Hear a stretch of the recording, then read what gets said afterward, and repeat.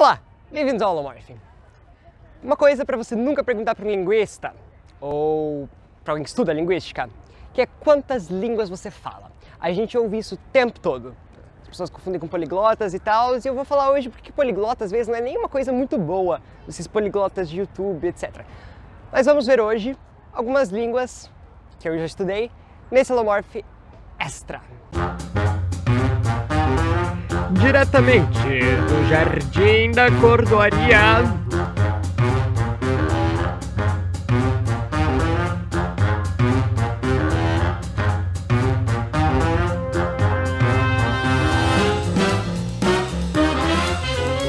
uma produção Pelissari e Pelissari.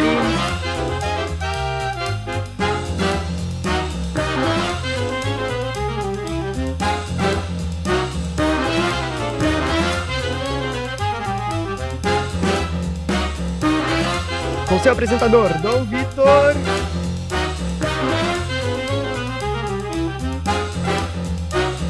É o Holomorph Extra. Olá, olá, olá. Bem-vindos a mais um Holomorph Extra. Hoje nós vamos ter que fazer uma pequena diferença entre o que é estudar uma língua e o que é aprender uma língua. Mas aí você pensa, mas isso não é tão extra, você está falando de língua de qualquer forma? É, mas eu não estou falando de linguística, eu estou falando de uma coisa mais pessoal, então é um extra assim, a língua é muito pequena. Então a diferença entre aprender e estudar, nesse sentido, é que aprender você aprende, você quer ficar fluente, você aprende a se comunicar, etc. E estudar, você pode simplesmente estar estudando as características da língua, como ela funciona, estudar os falantes nativos, etc, etc.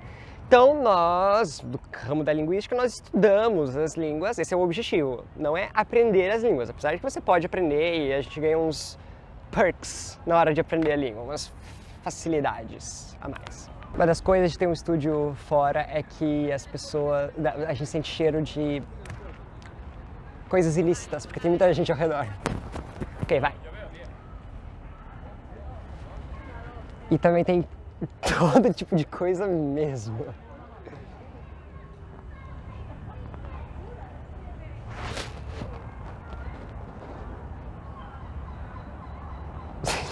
Tá, corta.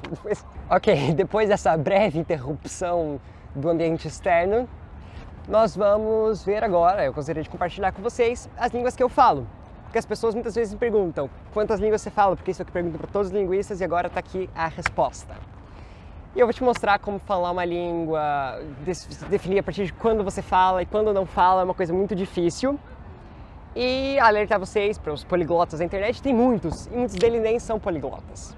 Ou não sabem se comunicar como uma pessoa fluente nas diversas línguas.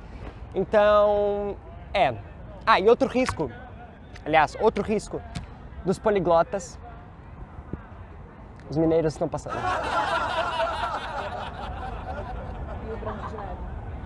E o branco de neve. Ok? E outro risco dos poliglotas é que os poliglotas, muitas vezes, eles são tidos como autoridades em línguas, assim, só porque eles falam, e muitas vezes os poliglotas acabam falando bobagem, muita bobagem linguística por aí. Então, como eu sempre digo, confia no linguista, confia no cientista, e cuidado com os poliglotas. Tem poliglotas muito bons, muito inteligentes, mas tem alguns que não, então cuidado aí.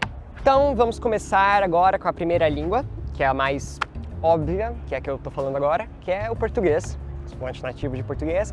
Isso me dá uma vantagem, porque eu acabo automaticamente entendendo mais que 90% do galego. Então se você fala português, o galego já tá bem bom. Se você souber principalmente as diferenças fonéticas, você tá good to go. Então nem conta, né?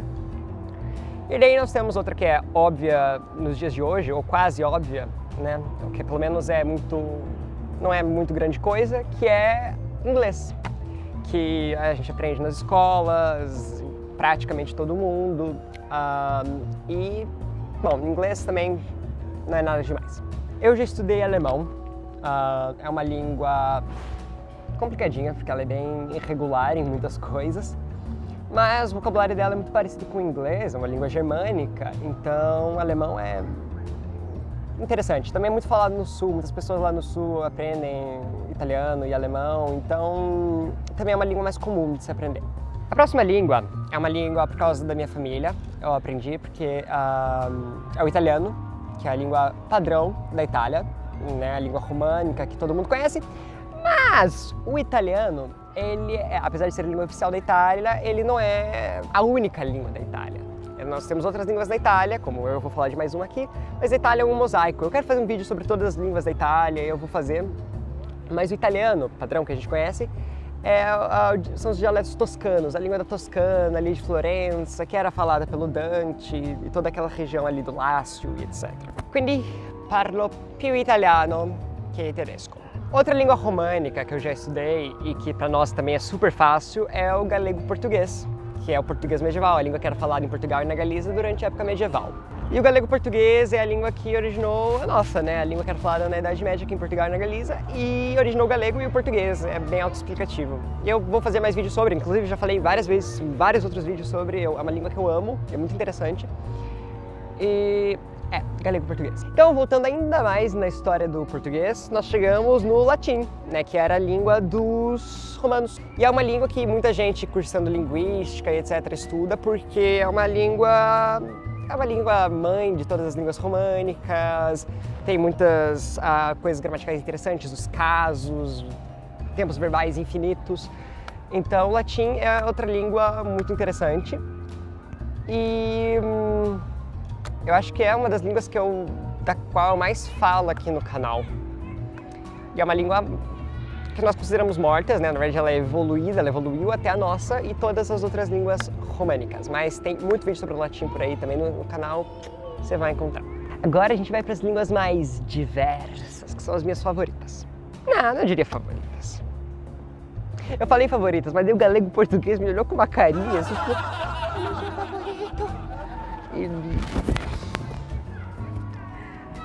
eu não posso deixá-lo de fora, né?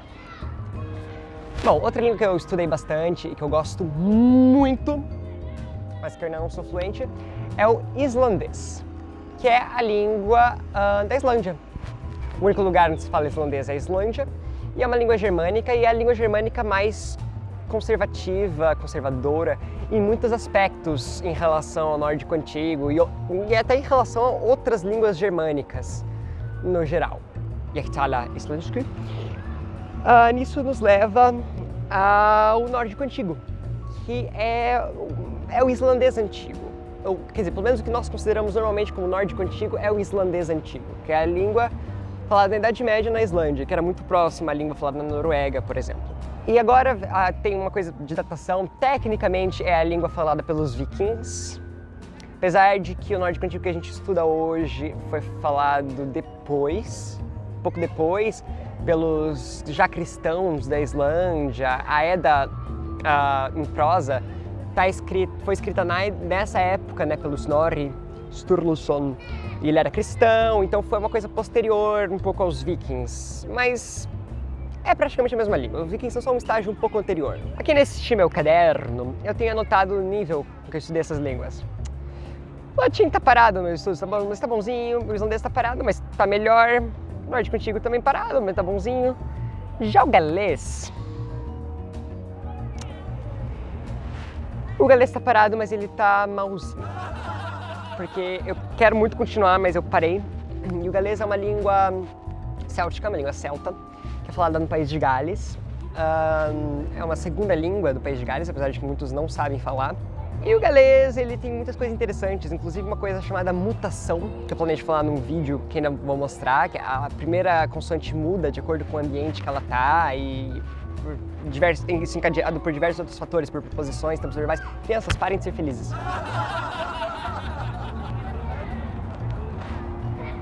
Pequenos duendes brincando aqui do lado. E daí nós temos outra língua agora, saindo das indo-europeias, que eu já estudei, que é o tupi, que é a língua que foi encontrada pelos portugueses quando eles chegaram no Brasil.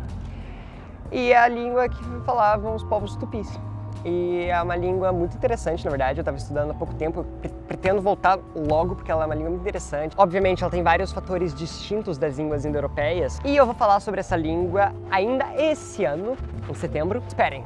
E eu vou falar, tem muita coisa interessante para falar sobre essa língua, mas muita mesmo. Que ela é cheia como eu disse, ela é cheia de características que não são indo-europeias, que são características que nós ficamos tipo, uou, que são características comuns a muitas línguas dessa família linguística, que é a família tupiana. As línguas tem o tupi, tem o guarani também, e todas as descendentes delas, mas isso fica pro próximo vídeo. Agora, voltando para as indo-europeias. Tem uma que eu parei, e na verdade eu parei muito antes do que eu gostaria de ter parado, porque o universitário não tem tempo, que é o sânscrito.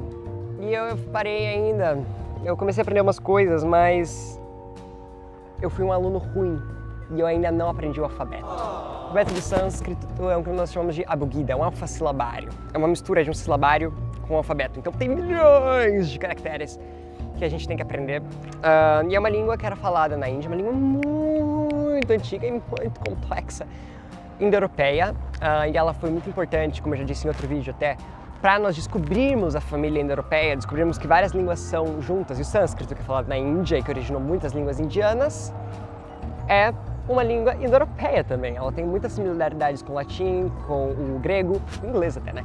E todas vêm da mesma raiz que é o proto-indo-europeu, que era uma língua falada há uns 4.000 anos e que se dissipou em várias outras línguas como a nossa e o sânscrito, etc.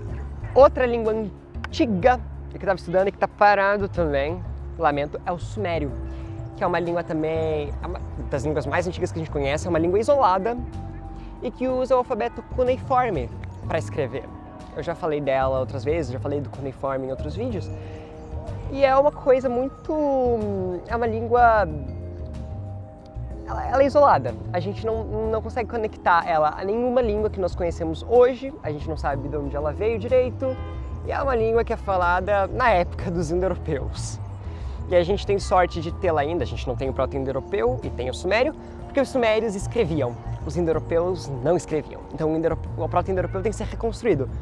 O sumério a gente vai tentando e a gente vai reconstruindo a pronúncia dele com base em empréstimos a outras línguas e outras línguas que importaram o alfabeto deles, e a gente vai reconstruindo mais ou menos uma pronúncia. Agora, voltando para as românicas, a língua que eu estou estudando agora a todo vapor é o vêneto, que é a língua dos meus antepassados que moravam lá no Vêneto, no norte da Itália, e que é uma língua que às vezes, para quem fala português, é meio engraçada. Tipo o nome Júlia é Zuia, nós temos uma coisa tipo bicicleta, palha é paia, e tem umas coisas que são assim engraçadas quando você fala português, mas que são comuns no Vêneto, e o Vêneto tem umas características sintáticas muito interessantes.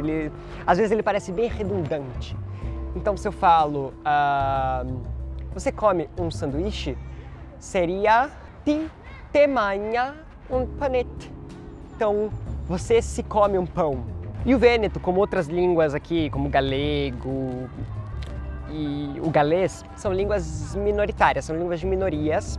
E elas são línguas que correm risco de extinção, especialmente o vêneto, que não tem um status muito bom na Itália, sabe? Os jovens preferem aprender italiano padrão, às vezes, muitas vezes, são educados em italiano padrão, porque é uma língua que te abre mais portas, digamos assim, mas é a língua de todo um povo, né?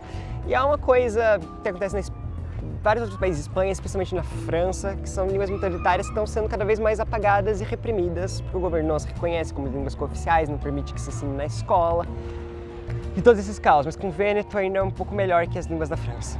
E outra língua que eu parei também no alfabeto, que eu aprendi algumas outras coisas, mas sem o alfabeto é um pouco difícil e eu não tenho tempo, que é o japonês, também fora das indo-europeias. O japonês é uma língua japônica, tá? E é uma língua também muito interessante, com várias coisas que... E é uma língua muito interessante. Esses, no fundo, são os meus fãs. Eu não sei se vocês conseguem ouvir, se vocês não conseguirem ouvir, eu estou me passando por esquizofrênico aqui. Mas eu juro que tem gente aclamando por mim aqui do lado. Mostra. Elas estão muito no fundo, vocês não conseguem ver, mas eu juro que elas estão lá. Ok, corta pra mim, volta. Oi. Oi. Ô, câmera. Volta pra mim. Obrigado. Então, o japonês é uma língua muito interessante, uma língua indígena do Japão, né? Que já era falada há muito tempo antes dos chineses chegarem no Japão. E é a língua do povo japonês, né? É uma língua que agora, hoje em dia, no Ocidente, ela é muito conhecida através dos animes, através dos mangás. E toda essa cultura asiática chega até nós e chega até o Brasil, especialmente em São Paulo e no Sul, por causa da imigração tardia dos japoneses, que foi muito intensa no Brasil, né? E até vocês podem ver no vídeo sobre japonês, chinês e coreano, que eu gravei, bom, lá na Praça do Japão, em Curitiba, que é um lugar em homenagem à imigração japonesa. E, bom, é basicamente isso. Essas são as línguas que eu já estudei mais. Claro que quando a gente estuda linguística, a gente acaba estudando, às vezes, coisas muito específicas. Tipo, eu sei falar um monte de palavras em grego antigo. Ou eu sei falar várias palavras também em proto-germânico. Ou proto-itálico também, mas eu nunca estudei, de fato, assim, eu parei a estudar. E algumas eu até comecei, tipo, eu sentei uma vez para estudar inglês antigo, mas eu só estudei uma vez e eu não sei porque eu não continuei. Eu não sei. Mas a gente acaba estudando, quando a gente estuda linguística, muitas coisas específicas de muitas línguas. Então, às vezes, eu sei dar um exemplo em basco, mas eu não sei falar basco, sabe? O meu negócio é descrever a língua que eles falam, a língua que os falantes falam, perceber quais são as regras e tentar entender como ela funciona no nosso cérebro, no nosso dia a dia e como cada uma delas funciona. Esse é o papel da linguística. Então, só antes de você perguntar para um linguista quantas línguas ele fala, considere o estado emocional dele. Porque às vezes ele pode ser um linguista que não sabe nenhuma língua. Existem muitos linguistas que não sabem outras línguas, que são unilingues, monolíngues, eu não sei como é que fala. E isso sabe uma. E assim, a vida é assim. Às vezes a gente não sabe mesmo. Especialmente os linguistas que falam inglês, por exemplo, porque todos os outros linguistas praticamente sabem pelo menos inglês, né? Das outras partes do mundo, os linguistas das outras partes do mundo, no caso. E se você gostou desse vídeo e aprendeu uma lição importante sobre os nossos corações, os corações dos linguistas e derivados, e você aprendeu também a não confiar 100% em poliglotas, mas pode confiar, tem muitos muito bons, curte esse vídeo.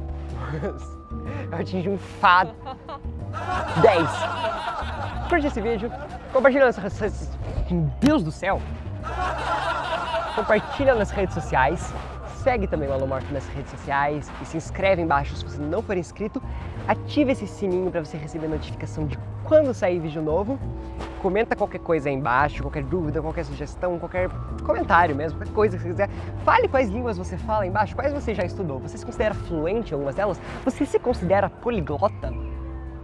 Ou seja, alguém que fale mais de duas, né? Bilingue, trilingue. Você fala várias línguas. Fale aí quantas você fala. E, como sempre, salve! I'm alone.